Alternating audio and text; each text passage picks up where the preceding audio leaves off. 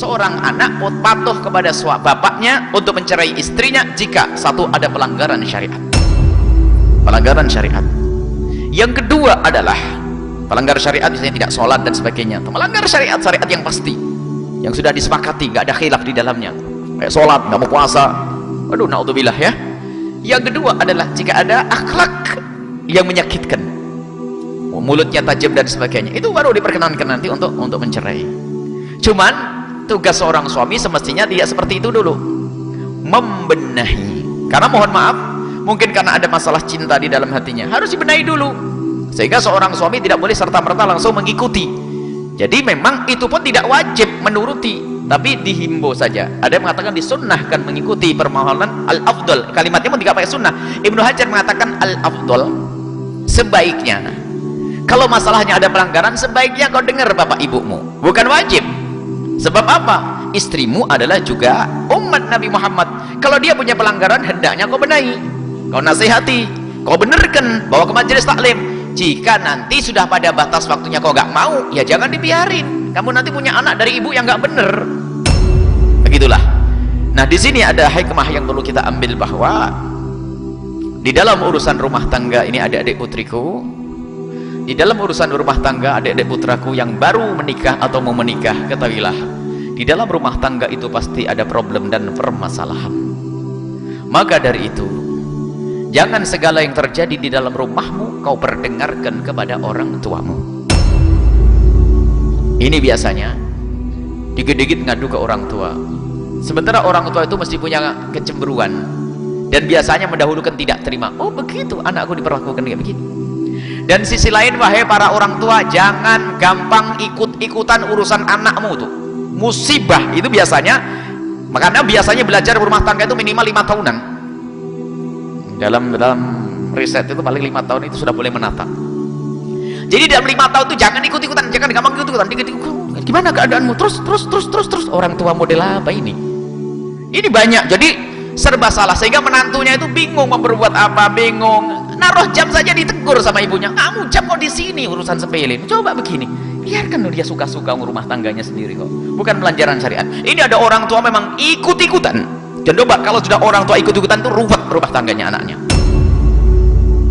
Cuman sebagai seorang anak hendaknya terbuka atas kritikan dari orang tuanya, terbuka. Tapi sisi lain, wahai para orang tua, jangan ikut campur.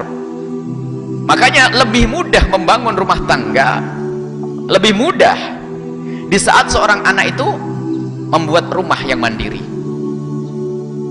Sebab apa? Orang tua itu adalah tidak cukup dengan akal berbicara kepada anaknya, kadang dengan nurani. Padahal seorang anak itu lapar sehari saja dengan suaminya bisa senyum, tapi ibu-ibunya nggak terima.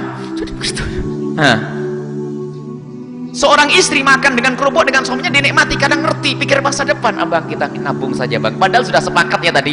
Bang gimana bang? Padahal yang minta istrinya, kita makan irit saja bang ya. Iya dek, enggak apa-apa. Tak taunya giliran makan kelihatan ibunya, jadi kamu sama suamimu cuma kasih makan begitu, tuh kan? Padahal istrinya sudah nerima ini memang untuk pikiran masa depan. Makanya orang tua yang suka ikut-ikutan merusak juga itu. Ya ini hati-hati nih, wahai para orang tua ini. Jangan ikutkan, biarkan dia belajar. Kecuali ada pelanggaran syariat yang terlihat di mata, itu pun cara negur dia tidak langsung tegur, kamu punya istri gak begitu? Oh tidak nak, gimana kabarmu nak, gimana istrimu? Baik ya bah, kamu punya tanggung jawab di hadapan Allah ya nak ya, lihat istrimu dibenarkan ya, tapi cara benarkannya yang baik, bukan emosi. Kamu punya istri gak benar tuh, sudah buang saja itu orang.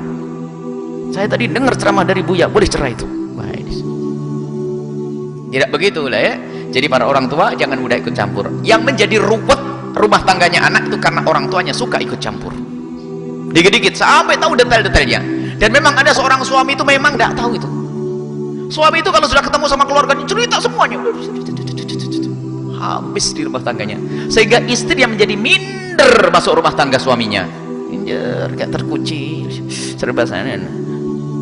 Kadang seorang suami tidak bisa membela istrinya, padahal istrinya tidak salah, hanya pandangan keluarganya, hanya karena nggak enak kok. Yang ngomong kakak saya, yang ngomong ibu saya nggak enak, jelaskan, bela itu istri. Berarti sebagai suami tetap menjadi pelindung. Dan engkau menikahi dengan istrimu dengan mitsaq ghalid, disebutkan mitsaq ghalid itu apa? Satu ikatan yang luar biasa disaksikan oleh Allah malaikat. Jangan main-main. Maka tidak boleh bertentangan di sini. Maka para orang tua ini jangan mudah ikut campur urusan putrimu. Dan wahai pengantin-pengantin baru, kalau punya masalah jangan dikit-dikit nyampe kepada orang tua. Ini adalah masalah juga. Tapi nanti jika ada masalahan, biasanya justru cara menyelesaikan hakam itu dari keluarganya, hakam dari keluarga lagi perempuan, itu adalah untuk menemukan keadilan. Biasanya malah justru ngambil dari orang yang ketiga. Kalau punya masalah, selesaikan secepatnya. Jangan dikit-dikit langsung ngadu ke ibunya, telepon terus, umi di sini gini kemarin air. Padahal ada perempuan juga, perempuan itu ada mukanya muka curhat. Kalau tidak curhat tuh gak enak sama ibunya. Iya bu, terus gimana nak? Oh tadi tuh abang tuh malam datang jam 11 ini. Padahal sudah kasih alasan, bannya bocor, tapi lupa tidak cerita ban bocor. Akhirnya suaminya ngomong, ibunya jadi ngomong, saya pulang malam terus ya. Iya itu sudah 2 malam ini. Sudah begitu listrik mati gini kemarin sayur habis, mau belanja gak ada motor. Ibunya, sudah kamu pulang aja kalau gitu. Ini ada perempuan yang mudah ngadu, nggak bakal tentrem nanti ya. Ada adik putriku yang pengantin baru dan pengantin tua, itu tolonglah lah, jangan kalau punya masalah jangan gampang ngadu ke orang tuh. Sebab orang tua itu tidak memandang dengan akal saja, tapi memandang dengan hananah, dengan kasih sayang, sehingga gampang tersinggung. Kalau anak laki-lakinya itu diperlakukan nggak bener, itu pasti marah. Kalau anak perempuan dilakukan nggak bener, pasti marah. Padahal perlaku itu kadang-kadang nggak sengaja. Ya, jadi para orang tua jangan mudah ikut campur urusan anak-anakmu, dan para anak jangan dikit-dikit ngadu ke orang tua.